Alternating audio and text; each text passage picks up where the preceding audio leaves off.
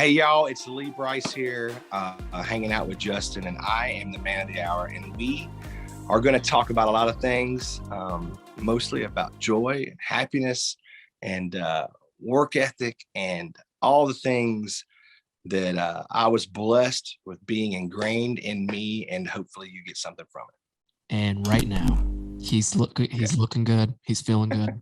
I'm trying to look as good as he is, trying to feel as good as he is. This is Brice. He said yes to joining the Men of the Hour podcast, and I can't thank you enough, my friend. We're gonna get into so much with you, but right now you're near my family. You're in Tennessee.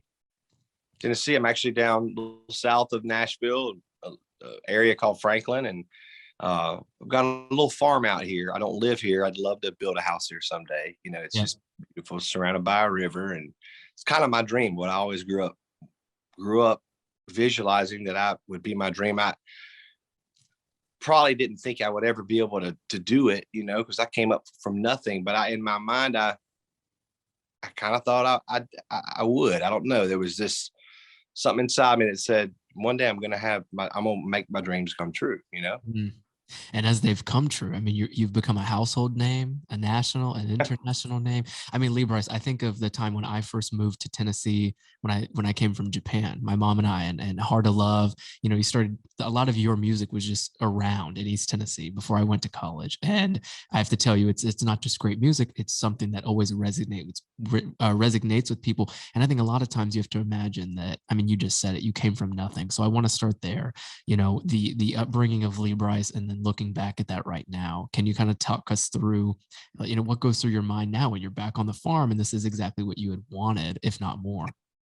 Yeah, I mean, I say I came from nothing. That's probably I misspoke, you know, because my parents worked so hard to give us everything that we wanted or whatever. It wasn't much because yes, we struggled. You know, Daddy worked, you know, for the power company, and Mama for a while she tried to be able to stay home with us, you know, but then you know she was working too, and you know, so for Christmas, I mean, I got a football. I mean, and I was like that was like, you know, heaven just came down. You know what I mean? Mm-hmm. So I didn't come from nothing. My mother grew up in a house with holes in the floors. You know what I mean? Like dirt, like sweeping dirt into the cracks of the holes of the floors to go into the house. You know, with you know 5 sisters and a brother. Mm-hmm. You know, on a dairy farm, and so that's a whole different story. You know what I mean? But because of where she came from and my daddy, and like so his daddy on my daddy's side, they had something called a pool, which was to me a huge luxury. Mm-hmm. But granddaddy built it himself, literally, like the whole pool. He dug a hole in the ground, he put cinder blocks in it, he went and got a liner, he plumbed it, he wired it, and from that trickled down to all of his sons, my uncles, and they could take cars apart, put them back together, they could build a house, it didn't matter. Like they figured out how to do it themselves because they didn't have the money to go buy stuff, you know. That trickled down to me, you know, to work hard. I guess that's probably one of the biggest things. And work hard, not just hard, but do it right. Like, you know, it's hard these days to find, like, you know, I'm in an area of my life where I'm building, you know, I got getting to a new house or getting projects done or whatever. And, you know, you hire somebody to come do something. And these days it's so hard to find people who take pride in their work to the point of, like, if the customer isn't going to go see this box and the way these wires are up in this box, then they just kind of throw it in there.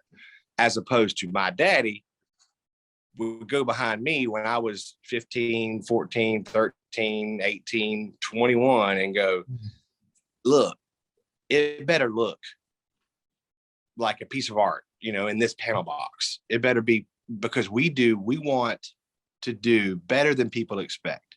Mm. And it's just hard to find that these days, and so that is something I take pride in, and trying to, and I think that what that has done is pushed me.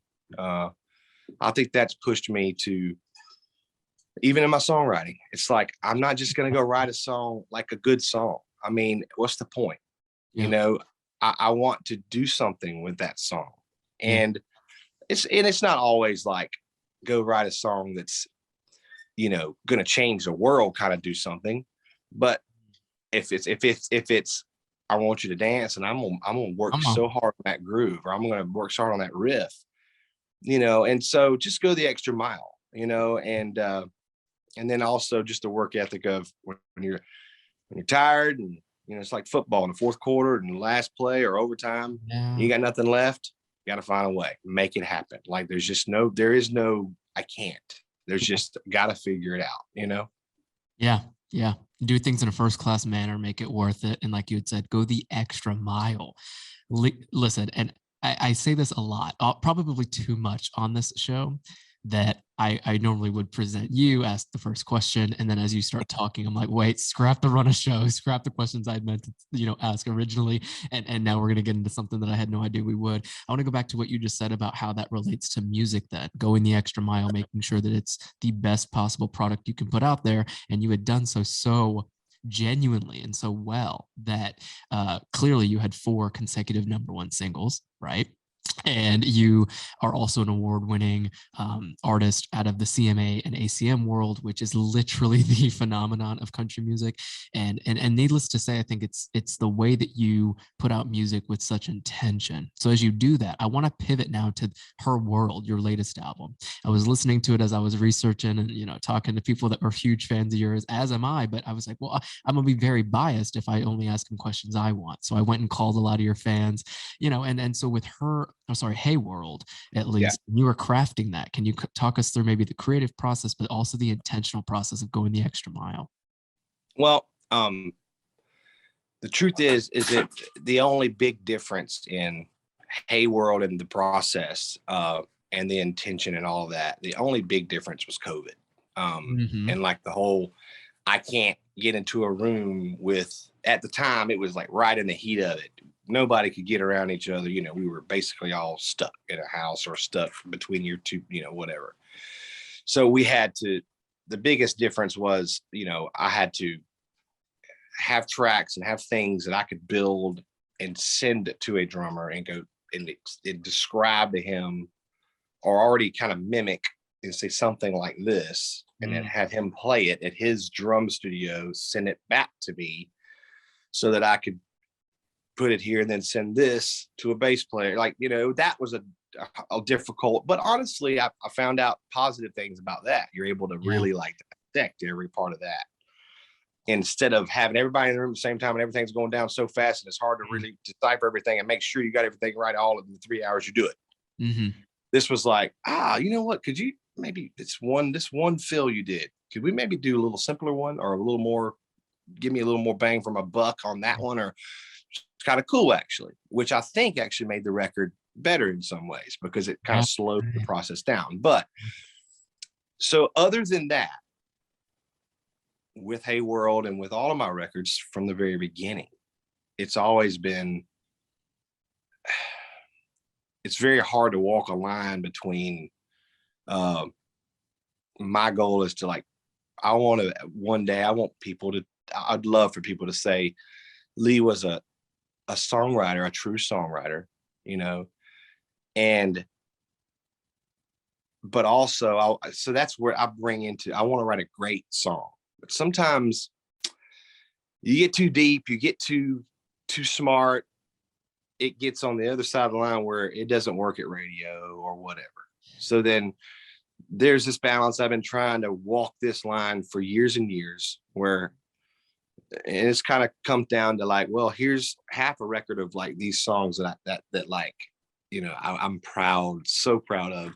And then these songs that I know that I need to have some, whether it be live shows or on the radio, I want these to have that, to be on that line of the commercial, except I still want them to be up to my bar, my par. And so that's what I've always done. And then after that record's over, after I, go through all the songs and I dwindle them down and we cut the record and we painstakingly, I'm like, look, nowadays everybody's listening on a phone. So nobody can hear the bass because there's no bass speakers on your phone. I want to figure out a way for them to hear the bass. Okay. I don't care if we've got to put a bunch of weird high end in the bass and hide it in the regular mix so that when they listen on their iPhone, they can hear our bass notes, because I didn't play these bass notes for them not to be heard, because that's the whole thing. But little things like that, just a million of those little things to make a record. So then the whole process is done. And then the intention is to put the greatest record out. And then my next intention is on my next record is to learn from that record and make a better record. Oh yeah. And then make a better record. And what I feel like is Hey World, I feel like every record has done that. I think Hey World for sure did that. I had a really big goal on Hey World to lean really heavy on groove. So even if it's a ballad, I wanted it to like make you bob your head. Yeah. I wanted you to feel good riding down the road, so we were intentional about that. We were intentional about, everything. I'm intentional about every breath on a record, and the order of the songs, all of it. You probably can't bring up a subject of the record or the music or the lyric or production that wasn't intentional. Sure. Even the stuff that was accidental, we like to catch that. Oh, that was accidental and that kind of didn't work, but that was cool. Let's intentionally put this in here and turn it up loud. You know what I mean? Yeah. So the intention is to try to better myself every time and learn and grow. Grow as an artist, grow as a writer, as a producer, and that's what I'm trying to do. And I'm kind of starting my next record now, which really it's been started for a couple of years, because I got songs piled up. Now it's a matter of, okay, which songs, what's the record going to be? So let's start getting these songs in here, figuring out, okay, this is going to be our sound, and then really doing those songs down and then getting back into the process again. Well, the process is the progress. Hell yeah, Lee Brice. I'm listening to you talk, and for the very first time, I think I'm speaking to an artist who, no matter the album, no matter the songs, take it for Hey World, for instance, with everything you just said about it, away from the creative process, the intention that you just spoke to was all about us who listened to it, bopping our head down the road with the groove and the breadth of your intention. Has it always been that way for you? I have to ask, because most artists, I would argue, usually have some type of not selfish, but some self motive in there. This is my family, this is my girlfriend, this is my heartbreak, this is my story. And everything you just said essentially is like, oh no, you're doing it for the people. Well, I can understand why people would say, have that, for lack of better words, that selfish. Sure. I have a selfish motive too. My selfish motive though is when I sing the song, or I hear it coming out of the speakers, I want to feel good. I want to feel, sure. I want to be excited about the fact that I got it to where I saw it, imagined in my head before I wrote it, or that somebody got moved by it and that makes me happy. Like, that's my selfish, but I get a lot of fulfillment and happiness and joy out of that. But yeah, it's always, from when I was a kid, I guess you think about it like this, I think the second song I ever wrote, I was 10 years old, and I wrote a song about my daddy's hunting dog. And I wanted to write a song about his hunting dog, not just because I wanted to tell this story, I wrote it because I wanted to be able to play it for my daddy. And I wanted my daddy to be proud, and I wanted him to have something that was special. This was a special hunting dog that we had for a lot of years. It was, and I know that sounds maybe trivial, like, to some people out there, but that was a huge part of our lives in my childhood growing up, with this club and the dogs running and just this whole thing, and so it was a big part of my life when I, was a kid. And so to write this song, it was more about daddy. I wanted daddy to, Oh, and daddy cried. My grown man daddy looked about like I do now. yeah. Uh, him and his best friend, I came in. Imagine your 10-year-old son coming in and grabbing a guitar and playing you a song. God gives every man one great hound. That old dog will run a buck till the sun goes down. And if you ain't caught him up by dark, you might as well just give it up. Cause he'll be running all night long. You better warm up your coffee cup. And the next morning, he'll be standing at your front door. Or da look on his face saying, Daddy, I want more. God gives every man one great hound. And so there's more to it, but I played this song for my daddy and his best friend, and they're like two big old burly country boy men crying their eyeballs out. And I was like, this makes me feel good. I want to do this. Like, this is what I want to do, you know? That's the 10-year-old Lee Brice talking. And I'm going to give you some snaps for that one. Listen, and you've always known that that's what you wanted to do, is to make people feel something through the music that you're producing. And somehow in turn, because of what your selfish, like you had said, motive is, you get that back. That's like a turnfold situation, More on your fans though. So that story about your dad gets me thinking that you've always been such a good storyteller, not just through music, but in general. And I know you have fan stories. You're so loved. You're iconic in what you're doing in the country music world in general, in the music world, period. But can you tell us a little bit about one particular fan that made you realize that this is exactly where you needed to be? Well, I get reminded about that all the time because I was really blessed and found a song. I mean, there's a lot of songs that people come to me and talk to about, like, hey, I Don't Dance was our wedding song, and so thank you so much. Or even Rumor. Hey, Rumor's the reason why we got together after all them years, in our little town, Yeah. But, a song came across my plate that I didn't write, but felt like, for A, I wish I would have written it. B, if I would have written it, I would have wanted to write it exactly like they wrote it. Yeah. Put me on the floor. It was called I Drive Your Truck. And to this day, it blesses me like crazy. And I don't mean like just the fact that it was a number one. It was like up for Song of the Year. Like, it's not about that. It's not about the fact that people sing it back to me every night and I have a hit to play on the stage. But like every day in meet and greet, every time, I mean, just about every day, somebody comes up to me with their version of why that song, even though it's not the same storyline exactly of the song, they have their own storyline that song takes them to. That makes me, again, that day, puts me back in a place of perspective. And just reminds me every day, like I'm sure a lot of, doctors and nurses and police officers and firefighters see on a daily basis, of a lot of people are going through a lot of hard stuff every single day, way worse than we are. You know what I mean?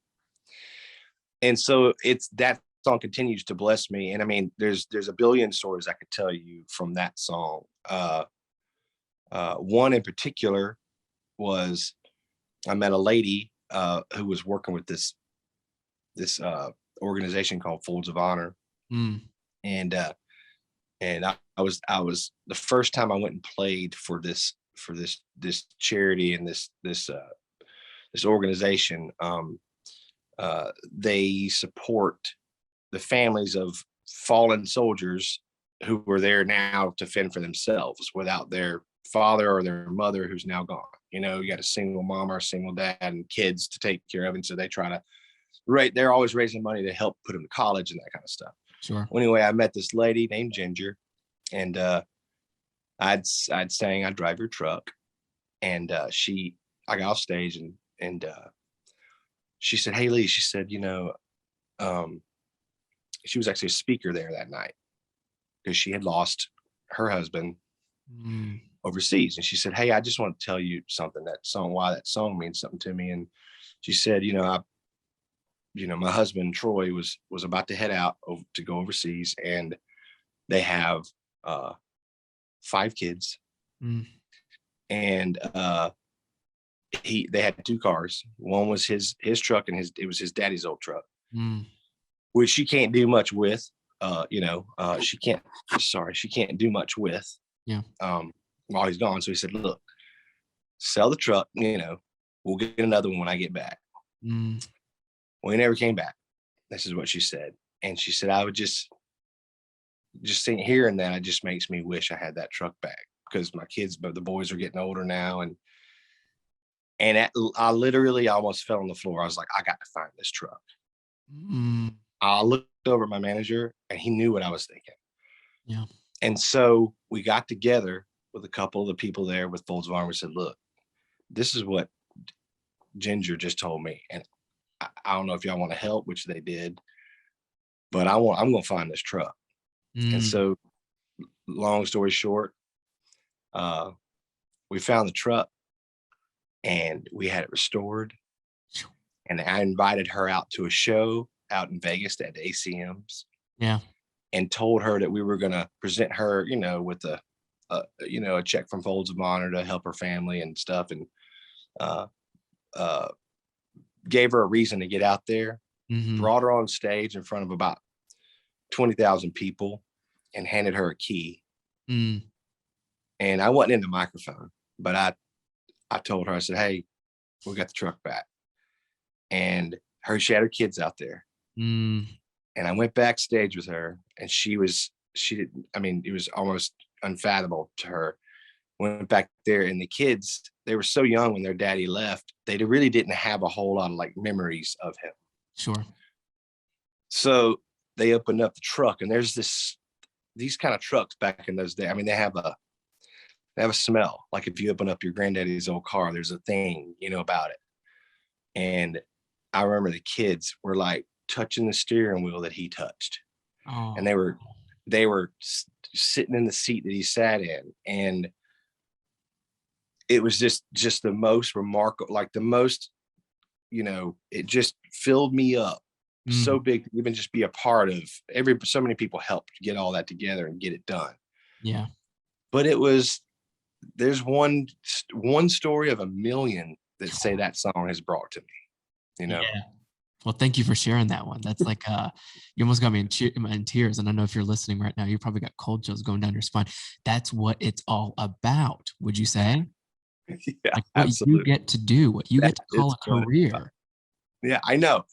Yeah, I mean, everybody has they have a job or a career, Mhm. and sometimes it's money that you need to get, to pay your bills, or sometimes you want more of that money, or you want more power, or you want to, maybe your job is a doctor, and you really you want to help people, you want to save lives, you want to do this. And everybody works hard, Yeah. who works, you work for a living every day, and some of us are really, really fortunate and get to do what we love, Mm, and get to like do what we love for that kind of reason, and for that kind of, honestly, like I said, that selfish thing that goes, "You know what, man, that just filled me up," you yeah. know? Yeah. I can say the same about this conversation on this podcast with my quote unquote job.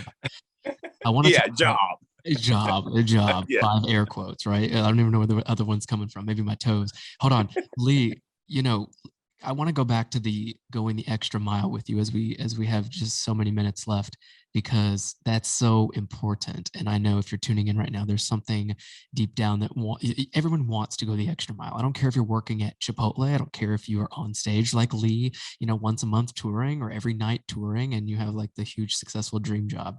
There's something here where you just know deep down that you want to be doing more. And so for you from an advice standpoint, if someone who is looking for that, who might not have that particular job that's feeding the soul all the way, how would you say they can tap into going that extra mile even more? I mean, I honestly, the simplest thing to me, that just comes to mind when you ask me that question, rather than give them a specific direction of, Mm, well, go to church and do this, or go join this group and help with this. It's more like, to me, in your daily life, whether you're at the grocery store, the gas station, or whatever happens, you know, make it an intentional thing to be kind. Mm, Um, and even in a moment when somebody else is not being kind to you, um, be kind to them.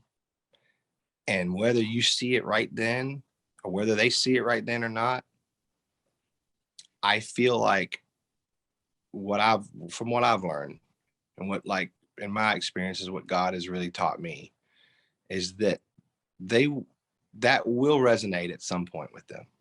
yeah. Uh, and it could change somebody's life that day in that little moment. You never know what other people are going through.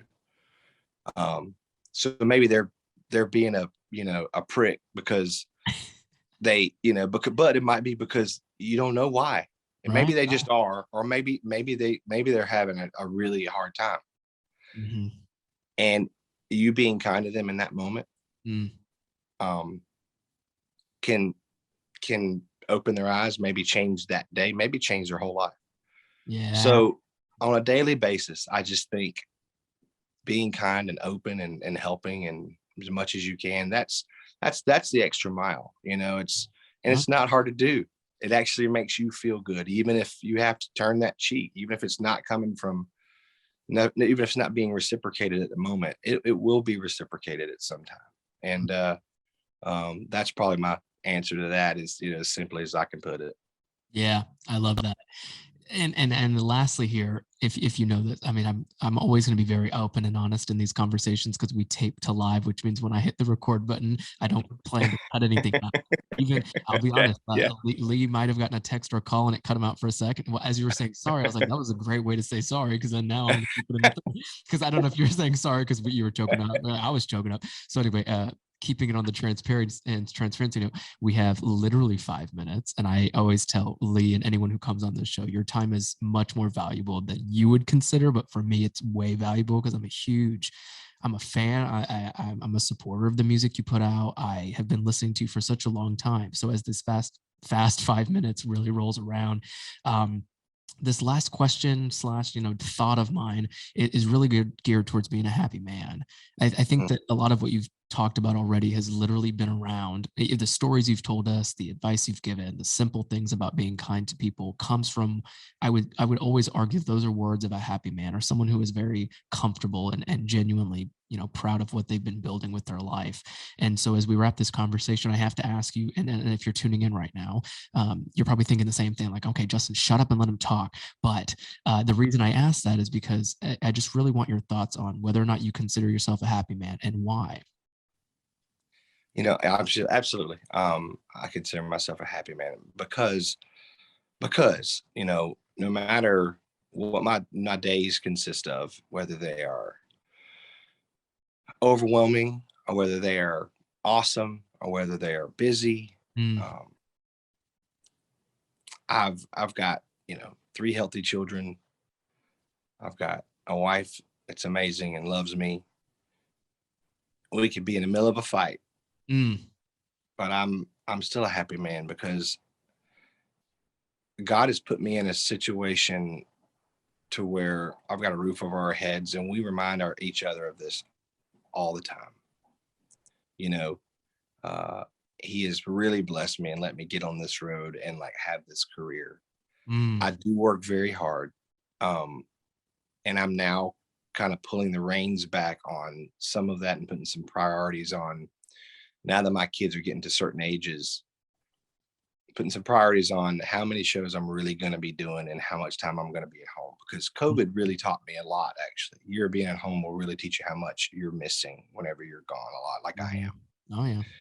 So I'm a happy man for a lot of reasons, and one of them is because now I'm starting to figure some things out that I know what brings me joy, Mm-hmm. and a part of that is a part of that is putting music and the thing, this big huge humongous part of who I am Mm. over here and letting in my family instead of music here. And then when I have time, I'll get to you, my family. You Yeah. know, that's been a mistake on my part. I mean, it's hard though, because a lot, you know, and people they have to go to work. There's so many people who work two jobs and then they barely get to see their kids, you know, and I get it. That's what I'm saying. But I think I may have you know, at least the space to go, look, I might suffer a little bit in this way, Mm, but this is my priority. And I'm glad that I've figured it out.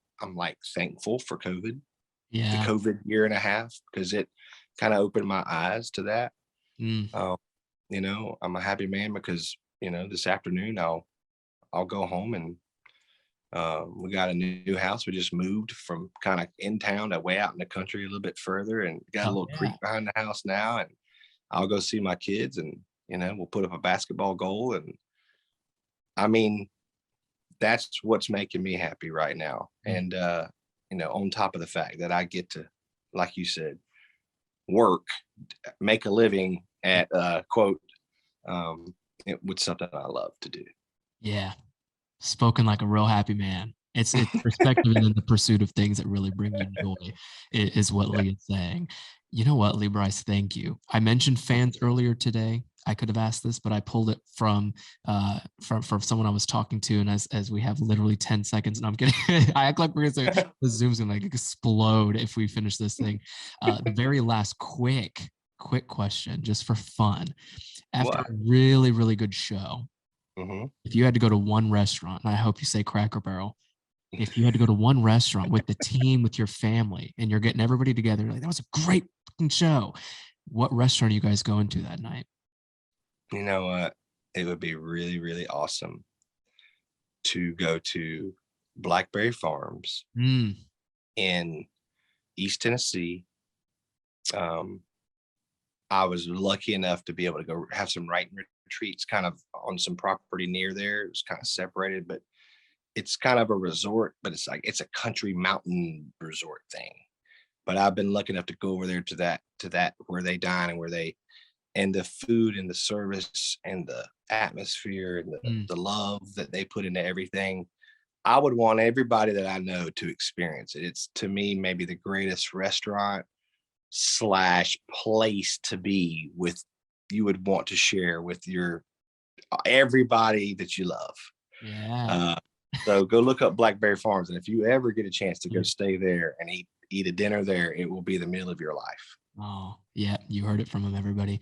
Lee Brice, I want to thank you so much for spending this much time with me and everybody who tuned in. If you clicked on this podcast, you could have chose any other show out there. There's millions. Whether it was Lee or you came back and are a subscriber of the show, I want to thank you for clicking play. Lee, I can't thank you enough, dude. This was an incredible conversation with you. Well, actually, thank you. You blessed me today, and again reminded me of all the things that I try to remind myself of, you know, as much as I can. So thank you for that. Thanks for having me. And hopefully we get to do it again. Oh, hell yeah, man. Thank you so much, All buddy. right. Right before we're 1 minute over, but the only thing we do at the very We're top good. of the show is Mhm. I don't want to start with my voice. So I've always asked the guest if you'll look into the camera and just Okay. mention, hey, everybody, it's Lee Brice, and I'm this week's man of the hour. It's a weekly show. Priest And man of just the kind of hour. hint, yeah. So I'm hey everybody, I'm Lee Brice, and I'm this week's man of the hour. And Justin and I are talking about this, that, and the third, or on this episode, we're talking about this, that, and the third. Tune in, or something, something to kind of tee it up. Whatever feels What are we? Okay. Yeah. Listen, it's like, what are we talking about? We were just talking about for yeah. Yeah. uh, here we go. Hey, y'all, it's Lee Brice here, hanging out with Justin, and I am the man of the hour. And we are going to talk about a lot of things, mostly about joy and happiness and work ethic and all the things that I was blessed with being ingrained in me. And hopefully you get something from it.